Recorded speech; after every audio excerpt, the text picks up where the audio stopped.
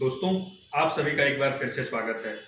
दोस्तों, जब हमारे यहाँ प्रभु श्री राम की चर्चा होती है, तो राम हमारे लिए केवल एक नाम नहीं है, राम हमारे लिए एक आदर्श है, राम हमारे लिए एक जीवन जीने की एक शैली है, राम जी का एक चरित्र है। हम बहुत बहुत सारी विडंबनाएं हैं, बहुत लोग राम जी को ईश्वर मानने को नहीं तैयार हैं, बहुत लोग हिंदू धर्म में सभी लोग रामचंद्र जी के अनुयायी हैं और राम जी को मानते हैं। आज मैं दोस्तों आप सभी को राम जी के जीवन से जुड़ी हुई कुछ सच्ची घटनाएं बताता हूं। जब सीता माता का हरण रावण कर लेता है, उसके बाद रामचंद्र जी जब लंका पर चढ़ाई करने के लिए जाते हैं, तो रास्ते में समुद्र पड़ता है। तो समुद्र के ऊपर सेतु बांधने की बात जब आती है, तो रामचंद्र जी क्या करते हैं, वहां पे पत्थर को समुद्र में जब डालते हैं तो वो तैरने लगते हैं, लेकिन पत्थर पर राम का नाम लिख दिया जाता है।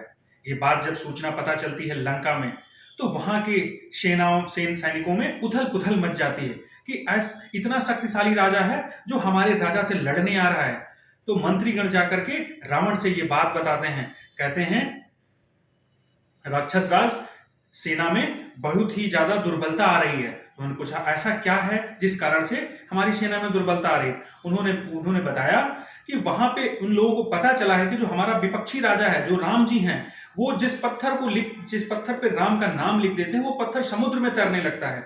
और यदि आप भी ऐसे ही चल के अपना नाम लिख करके समुद्र में पत्थर को डालें और पत्थर तैरने लगे, तो सेना का आत्मबल बढ़ेगा और इससे लगेगा कि हमारा भी राजा बहुत शक्तिशाली है।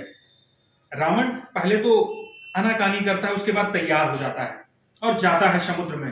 रावण नाम लिखता है पत्थर पे और पत्थर तैरने लगता है। सारे सैनिक खुश हो जाते हैं, सबके अंदर विश्वास हो जाता है कि हमारा भी राजा बहुत बलशाली है। लेकिन मंदोदरी को रावण पे विश्वास नहीं होता है। मंदोदरी बहुत विदुषी महिला थी।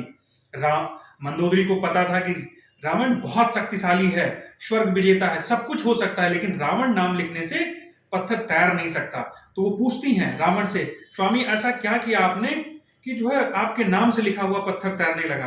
रावण बहुत आनाकानी करता है, लेकिन बाद में रावण बताता है, कहता है मैंने रावण नाम तो लिखा उसके ऊपर, लेकिन जब पत्थर को मैं पानी में डालने लगा, उस पत्थर को सौगंध दी कि तुम्हें श्री राम की सौगंध है, आपको पानी के ऊपर तैरना है।